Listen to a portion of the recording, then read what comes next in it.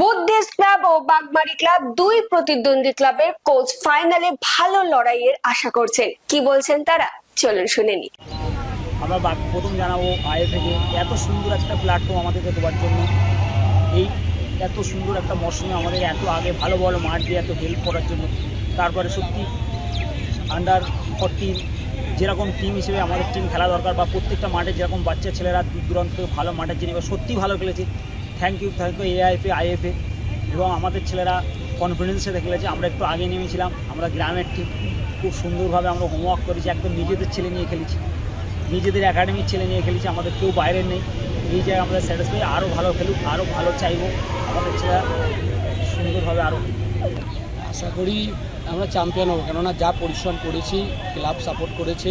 তো এর আগে আমরা অনেক পরিশ্রম করে এই জায়গায় এসেছি। আমাদের যে পরিশ্রমের ফল এইটাই রেজাল্টটাই হলো পরিশ্রমের ফল। তো আমরা কি করেছি আমাদের জন্য না, বাচ্চাগুলো এত পরিশ্রম করে আজকে এই জায়গায়, অলস সব বাচ্চাদের জন্য থ্যাংক ইউ যে এই জায়গায় এসে আমাদের দাঁড় করিয়েছে। আমাদের পরিচয় না, যে বাচ্চারা পরিশ্রম করে আজকে এই বর্ষার মাঠে ভালো মাঠ দিয়েছে, তারপরে বর্ষার মাঠে এসে আমরা খেলেছি। তো এই পরিশ্রমটার ফলই হলো জেতা।